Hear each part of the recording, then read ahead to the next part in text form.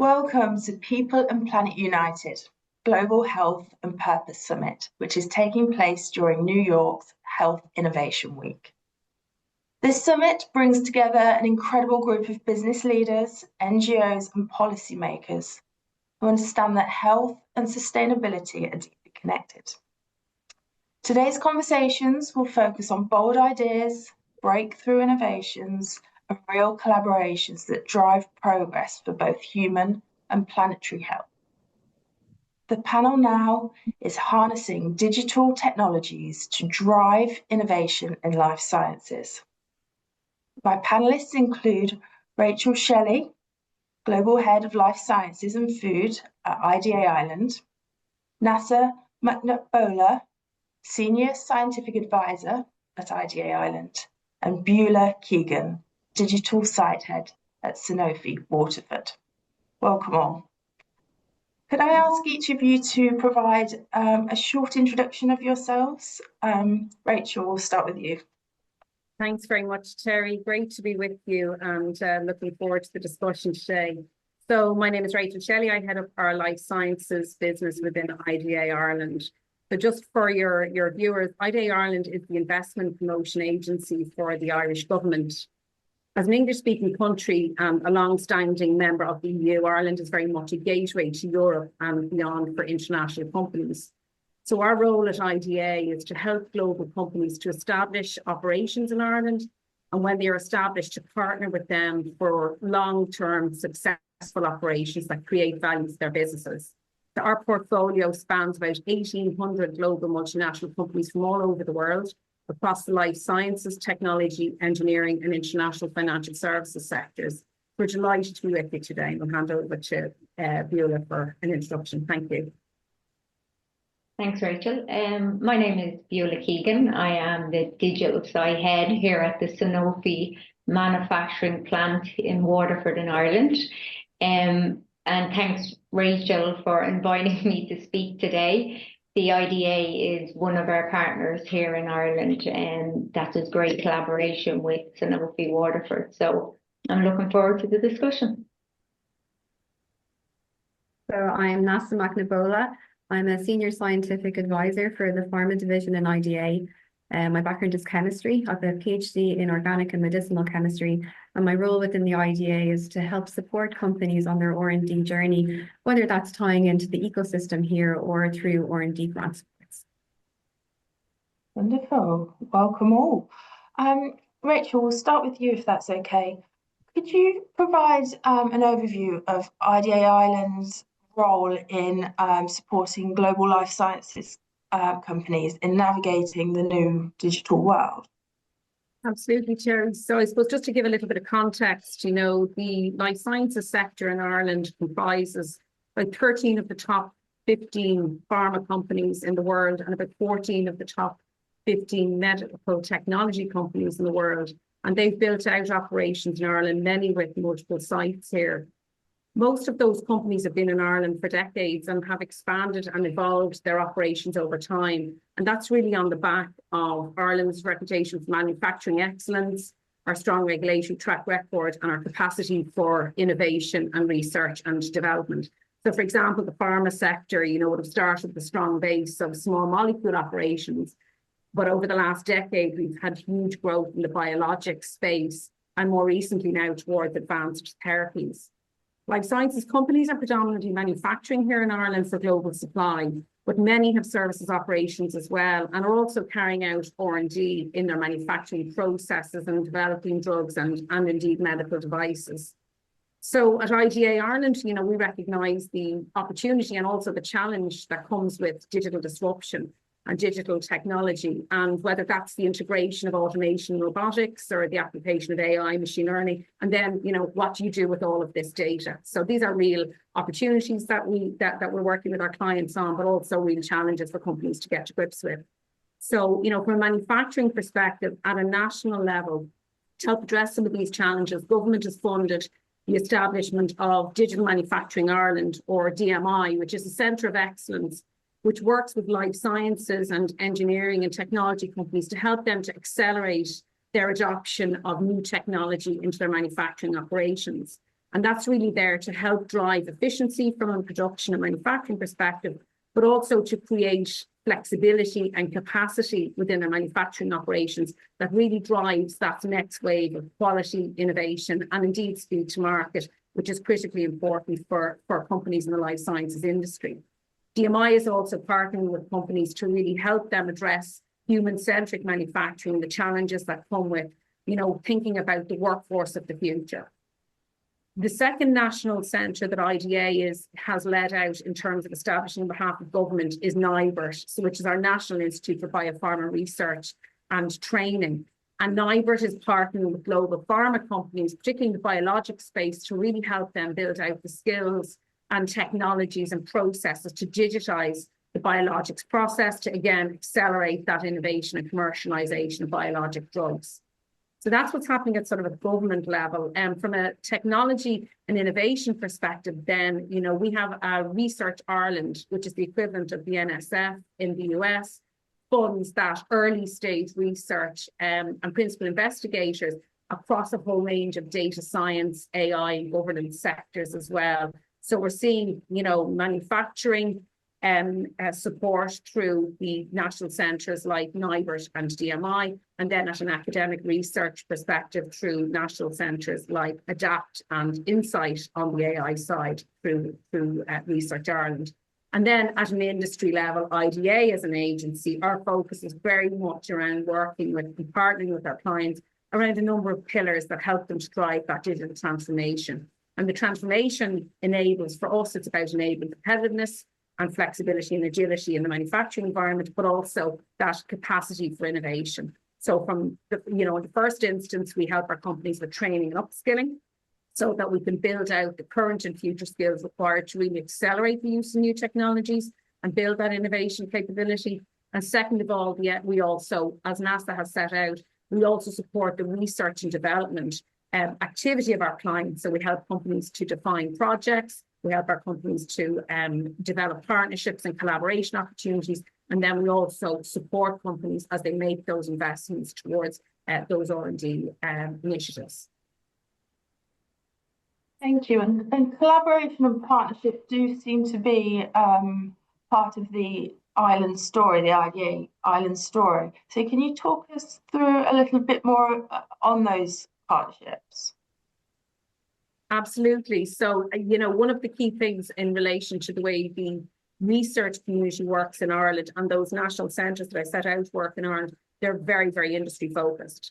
So, when we look at research and development, we will absolutely have fundamental and early stage research that's looking at the next generation of technologies and the application of those technologies. We also have a very practical approach to research in terms of helping companies to adopt new technologies, commercialize technologies, and scale those technologies. So collaboration is at the core of that, both built into the research centres and their tech transfer teams and their researchers that work directly with industry, but also in terms of how government supports innovation. So it's funded directly through agencies like IDA, but also we have programs like a Disruptive Technologies Innovation Fund, which is actually a fund that was built out by the Irish government to support collaboration between multinational companies, SMEs and Indigenous companies, and indeed academic centres. So, we've got lots of mechanisms to bring companies together, for business to business collaborative projects, as well as business to academia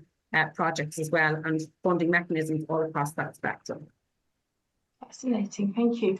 Neasa, so just touching on technology, how are you using technology to increase innovation in IDA Ireland? So I think within the healthcare sector, we've already kind of seen technology having a big impact on how we approach health and wellness. And we're at a stage now with advancements in AI where we're kind of at another early period of disruptive or transformation. And the use of AI is really going to lead to more far-reaching changes in how we do live and work. If I were to think about how technology is impacting our clients or the health industry, I think really the first big one is around the move to a more patient or person-centric approach So we're now collecting vast amounts of additional data from, say, wearable devices, from community medicine, like even digitization of healthcare in terms of the community and in hospitals, means we're really utilizing big data sets in a way that we've never done in the past.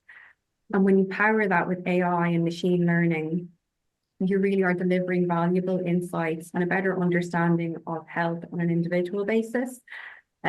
So I know some like really interesting work that's been going on recently around models for disease progression, predicting illness, and that means that we can intervene earlier and have better outcomes for patients, reducing down the likelihood of chronic illness.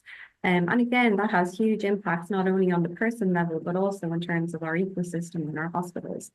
So then when you pair that with advancements in the likes of genomics, personalized medicine, not to mention advanced therapeutics under development like your cell therapies, gene therapies, antibody drug conjugates, like these are really transforming patients' lives. I think if I was going to neatly kind of summarize where I see biggest impacts, it is around that improved patient outcome, whether that's advanced diagnostics, continuous monitoring, those personalized treatments. We have better accessibility for patients now through things like healthcare apps and telemedicine.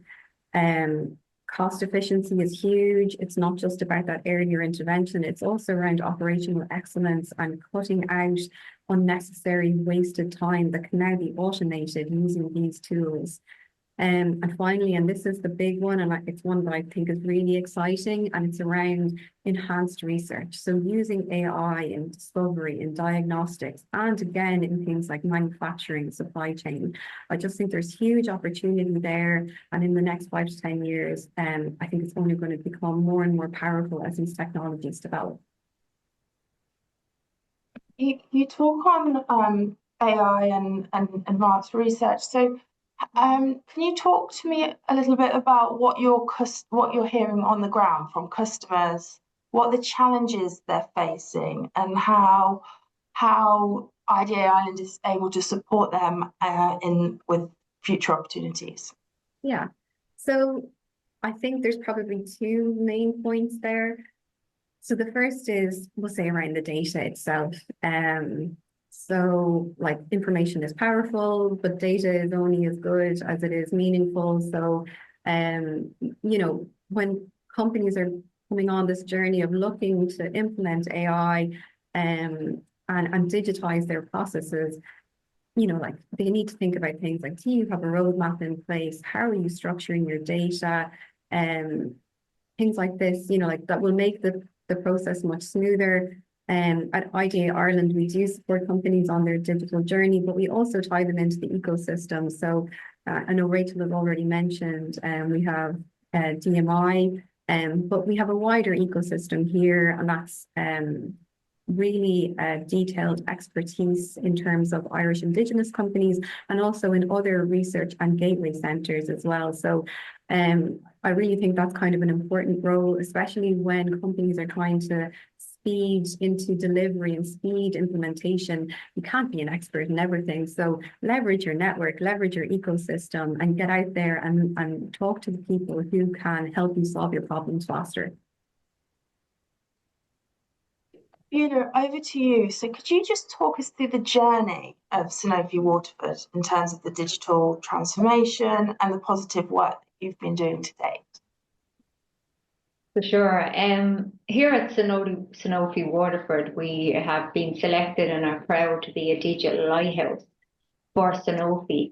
In being a digital lighthouse, it kind of leads the company's transformation in digital by embracing data-driven manufacturing, strengthening our digital infrastructure. And through all of this, we've significantly improved efficiency, quality, agility here at the site.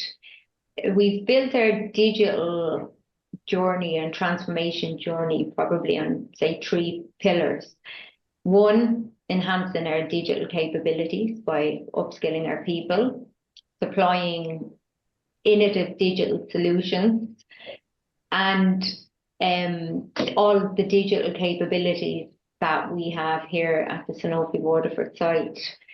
The results to date speak for themselves. We've improved our operations. We have huge, stronger employee engagement through our digital technology, and we increased transparency across the site and within the network. It all ultimately refers back to boost the performance here at the Waterford site, but reinforces the overall Sanofi mission, which is to chase the miracle of science to improve people's lives. So ultimately to deliver treatments to our patients quicker. And we have a global audience here today. So can you talk me through why Waterford for an international audience? I suppose why Waterford.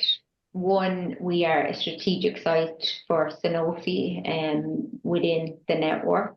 We have, a digital workforce here at Sanofi in Waterford that is very skilled in the digital technology. We're probably more advanced than some of our other Sanofi sites in our infrastructure and digital landscapes. And I suppose when you look at the Digital Lighthouse programme, the vision is to build a future ready-made manufacturing network where we bring all our people together in Sanofi for cutting-edge tech here. The ambition of the Digital Lighthouse here in Waterford obviously is to achieve top decile performance as a site, and the products that we manufacture here in Waterford, we manufacture one of Sanofi's top products called Dupixent. Here, so really we want to be able to achieve the top decile performance for the products that we manufacture, but also build digital solutions here that can be scaled rapidly within our network and improve, obviously, the Sanofi user experience through digital. I suppose, and being a digital lighthouse, the aim of that I know Waterford is to be recognised as part of the World Economic Forum, the Global Lighthouse Network, which would highlight Sanofi in Waterford as a leadership in digital industrial transformation. And that's where we're aiming for over the coming years. Could you just talk us through a little bit more about what that looks like in the next couple of years? In the next couple of years, I suppose there's big steps for Sanofi in terms of digital. For me, it's all about scaling the use of generative AI, and that is in our digital strategy for Sanofi. We're aiming to become the first biopharma company powered by AI at scale, which is a really bold ambition to have. So ultimately, we're looking to half the time it takes from discovery of a product to actually the therapy of the product. And it's a major leap forward from our Industry 4.0 foundations. And we're evolving into much more advanced capabilities. So the integration of generative AI across the entire value chain, not just in R&D, where it will help accelerate drug discovery, but also the use within our manufacturing, where it will help us to optimize our processes, predict maintenance needs at sites like Waterford. We also have a Digital Tomorrow program, which is building on seamless data ecosystem, which were connected, which used to be very siloed operation, allowing us, to be more streamlined, to make faster and informed decisions that we need to make on a daily basis. I suppose for me personally, what's really exciting isn't just about the technology here in Waterford. Technologies will never replace people. To me, they're about enhancing the human capabilities that we have here. The human-centric approach fits perfectly with the principles of the likes of Industry 5.0, where the focus is not just on implementing technology for the sake, but how it can empower the people to have the greater impact. Here at Waterford, what we've done to date, we're seeing this translate into more meaningful work for our teams as the routine tasks that they used to do has now become automated. And it's freeing up our people to focus on higher value activities for the site. And these higher activities require that human creativity and judgment. And to me, that's the really exciting part of digital transformation. Yes, because you hear the headlines, don't you? Robots are going to take over our jobs, but that's not the case. We have a saying here at Sanofi, AI will never replace people, but people without AI will be replaced with people with AI. So again, this is where the upskilling comes into play with our people. We're upskilling them with the skills that they will need for the digital transformation journey.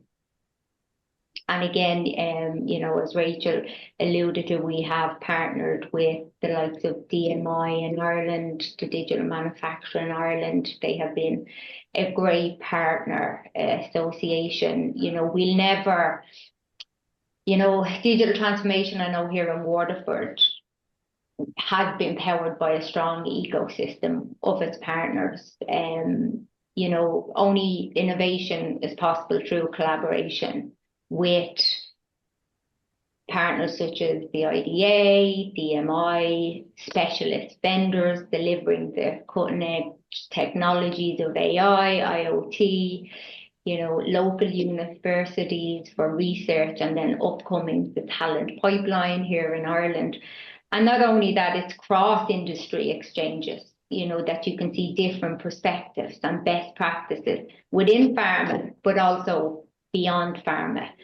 So to me, these collaborations have not just enhanced their digital capabilities, but it's the culture of the fostered open innovation between us all, and having those external insights with our internal expertise. You know, this is what's helping us evolve and develop the solutions that we need to meet all of the demands of a pharma manufacturing, but critically still while upholding the high standards of quality and compliance that we have to meet. Fantastic, thank you. Neasa, I'll ask you a question. How do you use digital technologies? How are you seeing those impacting life sciences in the future? Can you talk on any trends, challenges, opportunities that you see coming down the road in the next 2 to 5 years? Yeah, so I'll start out by saying, like, the breadth of opportunities here is immense. I think a couple of key areas where I think there's going to be huge growth, and I think it's going to be really impactful, kind of starts out again on that AI for discovery piece. So around molecule design, protein design, all the way through then through diagnostics. So, you know, AI models can now review like human tissue samples and identify anomalies or detect potential issues there. We're looking at it in clinical trials, whether that's around trial design, implementation, earlier insights into data, and all the way through then to manufacturing. So just building on what Beulah had said, like, you know, autonomous factories will eventually get there. I think right now we're still a little bit away from that, but it is like huge in terms of capabilities around control and information and knowledge of your process, and ultimately the quality of what's being delivered at the end of that. So look, I think the opportunities are immense. Are there challenges? Yes. I think we've touched on a few of them there around making sure you're tied into your ecosystem, making sure you have the right talent. So like the changes are happening quickly. So is your talent pipeline ready to adopt in these skills and the background knowledge that you need to adopt additional tools to help you for these new jobs of the future? Are you upskilling your existing workforce? I think it's also pretty important that given the sector that we're in, there's a good understanding of where regulatory bodies are going to go with this as well. So those I think would be kind of the key things. So making sure you're tied in with your network, your talent has been considered, and you have a strategy and a roadmap around your regulatory elements. Beulah, picking up on that point, so the Sanofi strategy, what are the next big things that we should be watching out for Sanofi when it comes to digital? We have a Digital Tomorrow 2030 strategy, and that would be aligned with the Sanofi's overarching corporate vision, you know, about accelerating at pace, which will deliver breakthrough science to patients. You know, we've set very clear ambitions that we are going to try to aim to allocate 50% of our digital resources to innovation, to half the time from discovery to therapy, using it digital as the accelerator for that. And ultimately, as I said, to become the first biopharma company powered AI at scale. And we have taken huge leaps. You know, we're in 2025 now. Our vision is the 2030. As Neasa said, you know, we have our digital strategy, we have our digital roadmap, we have our plan in place, we have a structured framework, and now it's to do the execution of it. So I'm very positive, and I feel we will definitely get there with the approach that we're taking. So we're leapfrogging into the future. Fantastic, fantastic. Rachel, I will ask you one final question. So IDA launched its 5-year strategy earlier this year. Can you just talk us through the headlines for that and what the next 5 years looks like for IDA and its partners?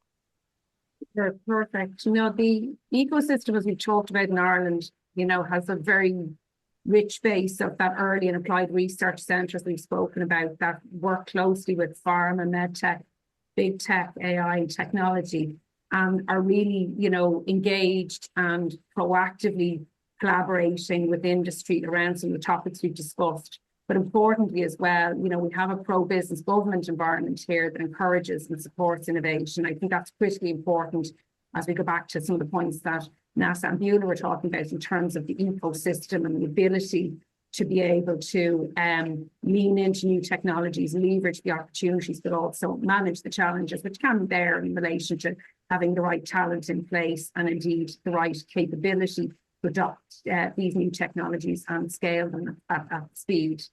You know, at IDA, when we look across the broad base of life sciences companies that are based here, you know, we've 100,000 people employed in life sciences here in Ireland, and there's over 100,000 people employed in our technology base here. So that's everything from, you know, data related operations through to cyber, through to network, through to AI and big data and enterprise software development. So everything from platforms through to security across the entire talent pool here, including as well semicon. So we've, you know, electrical and electronic engineering capabilities. So the systems that sit around the technology that sits around the sector and is getting increasingly embedded in the sector with very deep expertise here. So we would see, you know, substantial opportunities for collaboration across all of the areas that Beulah and Neasa have spoken about. You know, that smarter manufacturing, that more personalised approach to medicines and devices, and indeed the diagnostics of conditions at an earlier stage. And then also, you know, as we look at the whole area of, you know, managing the innovation cycle, accelerating that through development and discovery and commercialization using technology. So we think that all of the raw materials are there in terms of the talent pool that's here, the business environment that's here in terms of the approach of the research community and industry and how they currently work together and the opportunity to do more in that space. All of that underpinned by a strong commitment from government to support innovation into the future. So when we developed and launched our strategy earlier this year, it's called Adapt Intelligently, and really does reflect, you know, an ambitious approach to what is an increasingly fast changing and very, very dynamic global environment that we're in. So, you know, some of the drivers that we would have identified when we developed our strategy was that growth and transition towards digitalization and AI, as we've spoken about, the increasing focus at a global level around sustainability and the need for climate change to be supported through collaboration with industry, and indeed then looking at, you know, growth and changes across both the health sector and the semiconductor sector. So these are the big sort of global macro developments that are happening and are impacting lots of different sectors. So for us, as we look at those growth drivers and how they interface with the life sciences sector, you know, we set out our ambition through that context. But it's very much around helping companies to drive that smart, sustainable manufacturing agenda, as we've spoken about. You know, so digitized manufacturing environments by their nature are leaner, more efficient, more agile, and more sustainable for the long term, not just from the planet's perspective, but also sustainable as you know, as manufacturing facilities, which is really important when you need global resilient supply chains.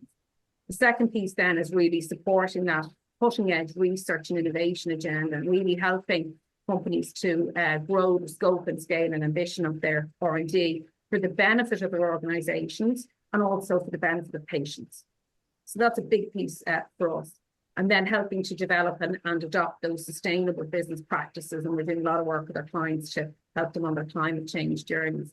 But very, very importantly, and as Neasa and Beulah both spoken about, you know, this is also about continuing to invest in the world-class talent and skills that are required to really, really help companies to realize those opportunities. Because, you know, regardless of what environment you're in, if you don't have a workforce that is agile, that is capable to take that step up and that transition and embrace new technologies, and you have an environment that supports the development of future skills, it's challenging for the long term. So we're trying to create an environment that supports that education and skills piece, but also create the practical supports through the centres, through our own support and the partnership with industry to really ensure that Ireland can continue to provide the workforce and the talent and the innovation capabilities of companies that are based here, and help them, as I say, to create those next gen medicines, those next gen devices that are going to, you know, help to improve patients' lives around the world. So that's very much our focus, you know, over the next 5 years as part of our strategy, and where we see the sector moving, you know, where technology will play a greater role, data will play a greater role, but it's how you use the data and how you use the technology and how you bring your workforce with you in that journey will be critically important. So, you know, that's why we're prioritising innovation, skills development, and really encouraging our companies and partnering with our companies to enhance their focus on digitalisation to create that agility and capacity within their business environments. Fantastic. The amount of talent, innovation, data, partnerships are coming through in each of your sessions. So thank you so much for your time. Really appreciate it. And we'll be moving on to the next panel in a moment. Thanks, Terry. Thanks, Terry.